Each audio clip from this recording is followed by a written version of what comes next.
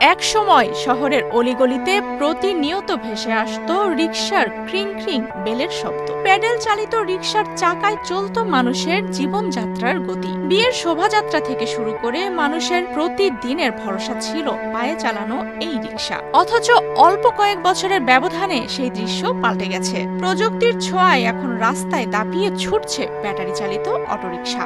ফলে চাহিদা কমে বর্তমানে বিলীন হওয়ার পথে বাংলার ঐতিহ্যবাহী পায়ে চালানো রিকশা।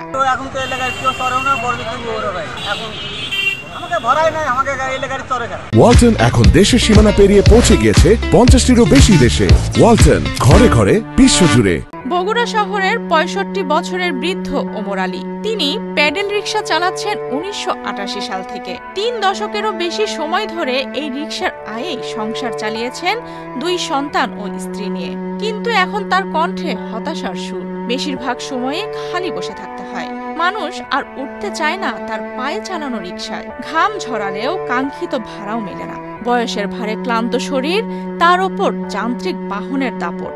ওমর আলীর মতো অসংখ্য প্যাডেল চালিত রিকশা চালকের জীবন এখন দুঃসহ হয়ে উঠেছে। এই রিকশাগুলো আসার পর আমাদের দিন যাওয়া কষ্ট হচ্ছে। ঘুরে দিন 300 টাকা 250 টাকা হয়।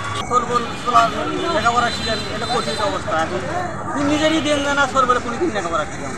শহরের বেশিরভাগ প্যাডেল রিকশা চালকদেরই অবস্থা করুন। তারা বয়সেও বৃদ্ধ। এসব মানুষের অভাবের সংসারে নুন আনতে যেখানে পান্তা ফুরায়, সেখানে ব্যাটারি চালিত অটোরিকশা কেনার সামর্থ্য কোথায়? এদিকে যাত্রীদের দৃষ্টিভঙ্গিতেও এসেছে পরিবর্তন। আগে যেখানে শহরে 50 টাকায় প্যাডেল রিকশায় গন্তব্যে পৌঁছানো যেত, সেখানে এখন মাত্র 30 টাকাতেই অটোরিকশা নিয়ে যায় দ্বিগুণ গতিতে।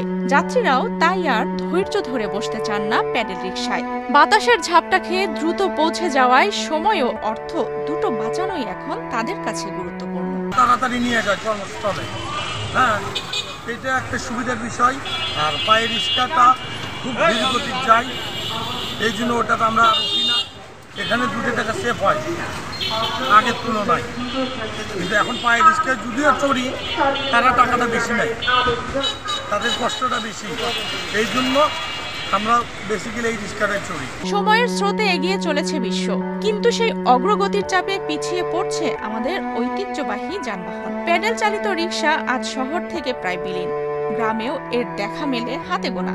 আগামী প্রজন্ম হয়তো শুধু জাদুঘরের দেয়ালে ঝোলানো এক নিদর্শনে চিনবে বাংলার পায়ে টানা রিকশাকে।